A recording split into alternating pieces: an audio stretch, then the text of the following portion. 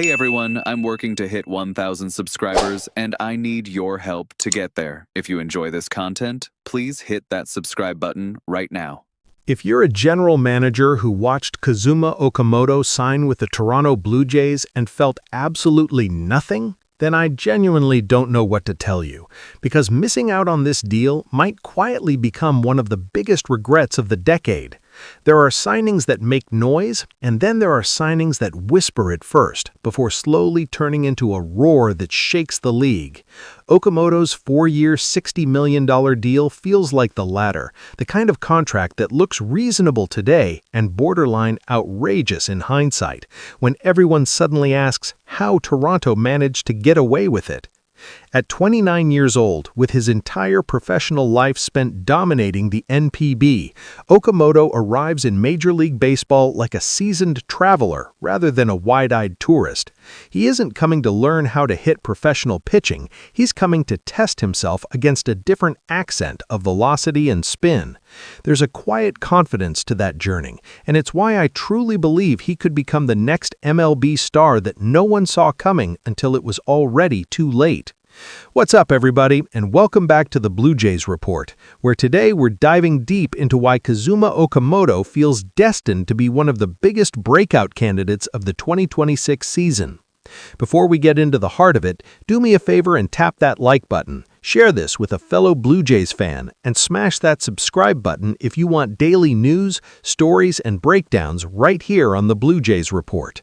This channel exists for people who love the details, the context, and the stories behind the headlines, and Okamoto's story might be one of the most fascinating the Blue Jays have added in years.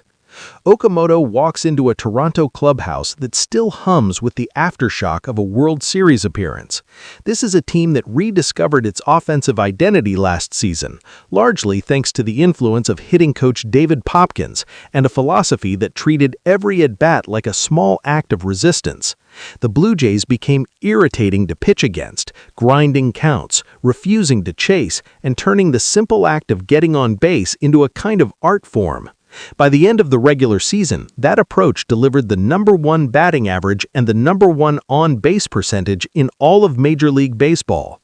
Yet even great offenses have blind spots, and for Toronto, the home run ball arrived in frustrating waves. Some weeks it poured, other weeks it vanished entirely, leaving fans squinting at box scores wondering where the thunder had gone. 11th in MLB for home runs isn't bad, but for a team with championship ambitions, inconsistency can feel like a loose floorboard waiting to betray you. And that's where Kazuma Okamoto enters the story, almost like a character written specifically to fill that gap. In Japan, Okamoto wasn't just good, he was unavoidable. Pitchers knew what was coming and still struggled to stop it. Year after year, season after season, he produced with a consistency that bordered on routine brilliance. Since 2018, his OPS lived comfortably in the high 800s, with flirtations into the 900s that reminded everyone just how special his bat could be. He didn't stumble into numbers, he built them deliberately, with patience, power, and an understanding of the strike zone that felt almost conversational. The free agent market tried to describe him politely, labeling him a contact hitter with strong on-base skills, but that description undersells the violence in his swing when he chooses to unleash it. Okamoto doesn't chase power, but power finds him anyway. In full NPB seasons, 30 to 40 home runs became less of a ceiling and more of an expectation. These weren't cheap shots against anonymous arms either. They came off pitchers Blue Jays fans already know and respect, names like Roki Sasaki and Yoshinobu Yamamoto, arms that command fear on both sides of the Pacific. Advanced metrics back up the eye test in a way that should make analytically minded fans smile. His OPS plus sitting in the very top percentile last season isn't just impressive, it's rare, the statistical equivalent of a raised eyebrow and a slow nod. Talent like that doesn't grow on trees, and it certainly doesn't usually sign for $60 million in today's market. Of course, the jump from NPB to MLB is real, and pretending otherwise would be dishonest. Pitching is deeper, scouting is relentless, and mistakes are punished instantly. Okamoto might not immediately post 40 home runs, but let's be realistic for a moment. Even if you shave 10 off his average output, you're still looking at a 20 to 30 home run bat. Last season, that would have placed him comfortably among Toronto's most dangerous power threats. What truly makes him feel like a natural fit, though, is how seamlessly his approach mirrors Toronto's offensive DNA. Okamoto lives by the same rules Toronto adopted last year. He walks a lot, strikes out very little, and makes contact like it's a personal mission. His walk rate sat in the 90th percentile, his strikeout rate even higher, and his zone contact rate hovered around 90%.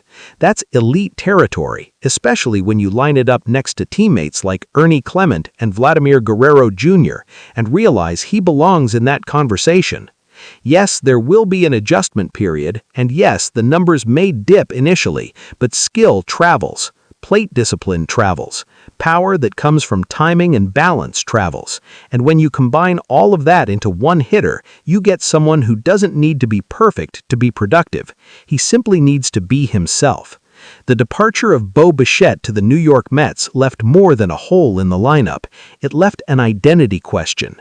Toronto isn't asking Okamoto to replace Bichette, and that's important. They're asking him to be Kazuma Okamoto, to grind at bats, to punish mistakes, and to bring a steady, unshakable presence to the middle of the order. Sometimes the most impactful players aren't the loudest ones, but the ones who quietly tilt the game every single night. Big Oak, as he's already being affectionately nicknamed, feels like the kind of player you fall in love with over time, not because of one moment, but because of dozens of small ones that stack up until you realize he's become essential. As a Blue Jays fan, I cannot wait to watch him find his rhythm in Major League Baseball and turn skepticism into belief. So, let me know what you think about Kazuma Okamoto down in the comments. Do you see the breakout coming, or do you think the transition will be tougher than expected? If you enjoyed this breakdown, don't forget to like, share, and subscribe to the Blue Jays Report for more content just like this. Thank you so much for watching, and as always, go Jays!